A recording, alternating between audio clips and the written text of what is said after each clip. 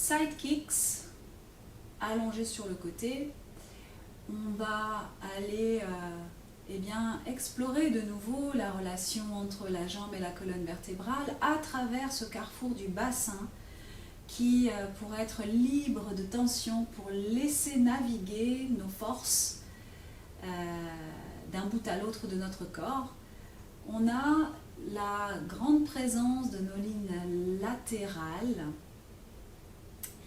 Donc, en étant allongé sur le côté, on va se placer à l'arrière du tapis,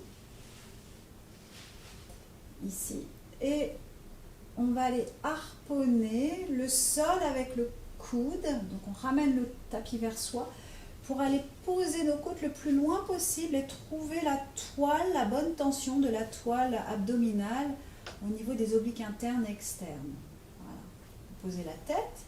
Les deux jambes vont se placer à l'avant du tapis. On dit dans un angle de 30 degrés. Regardez ce que ça veut dire pour vous. Donc, et là, dans cet appui des côtes, je vais poser ma main et je vais aller repousser mon bassin.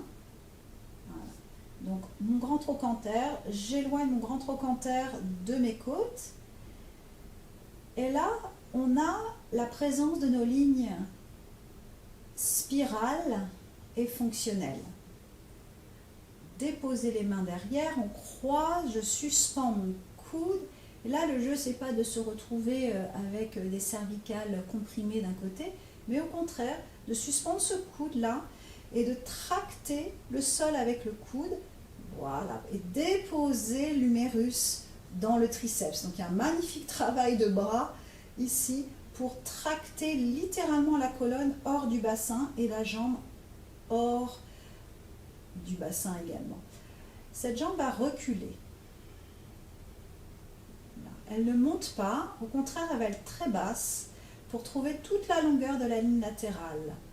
Ici, depuis le 5e métatarse, l'arrière de notre cheville, le fibularis, la bande iliotibiale, le tenseur du fascia latal, les fibres hautes du grand fessier, le croisillon des obliques internes externes, les intercostaux, les premières les sternalis ici, les splenicapitis et nos scomes, jusqu'à là où est le talon de ma main.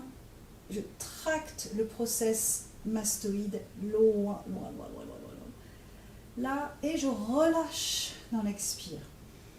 J'inspire dans mes airbags pulmonaires à l'arrière de mon dos pour pas que ma colonne parte en extension et que je me retrouve avec me taper le front avec mon tibia. Là, ça m'intéresse vraiment que cette place-là, ce carrefour du bassin, ne se déplace pas finalement avec la jambe et plus spécifiquement le sacrum. Le sacrum reste le point neutre, on va dire, et puis lorsque la jambe va derrière, c'est clair que ça ouvre l'iliaque et ça nous intéresse parce qu'on a besoin d'un jeu dans la symphyse pubienne, comme là, la hanche vient s'éloigner du sacrum pour avoir cette stimulation de la sacro-iliaque. Ça se suspend loin derrière. Donc ça peut rebondir un peu à l'arrière, ça rebondit. Je laisse mon tête de fémur être dans mon extenseur et là je lâche et la jambe revient vers l'avant. Je lâche. Donc peut-être que je vais ralentir en arrière et puis il y a une accélération que ça rebondit et ça me ramène sur mon extenseur à l'arrière. Bien. Pour changer de côté, eh bien, soit vous vous asseyez, soit on peut passer par le ventre et rebondir de l'autre côté et allonger nos jambes devant. De nouveau, on tracte le coude et déposer les côtes un peu plus loin du grand trochanter qu'on a au sol. Avec la main, on repousse la hanche pour avoir l'activité de nos lignes spirales et fonctionnelles suspendues au niveau du cou. Donc, il y a un petit espace ici, pas parce que je le veux, mais parce qu'il apparaît du fait que je tracte le tapis vers moi et je vais déposer mes côtes plus loin. Mais os peuvent se suspendre dans mes tissus. Et donc peut-être que là, bon ben voilà quoi. Le pied vient tracter le tibia, qui vient tracter le fémur, et ça rebondit. Moi, ça m'aide beaucoup d'aller pousser ma tête dans mes mains.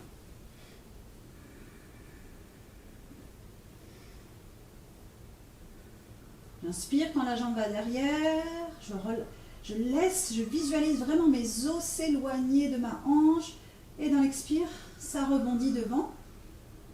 Et donc, il y a une magnifique communication entre la LPS et la LAS, ligne antérieure superficielle, et la ligne postérieure superficielle, avec la ligne spirale et la ligne latérale qui est là en soutien. Donc, toutes nos lignes cardinales, toutes nos gardiennes sont là.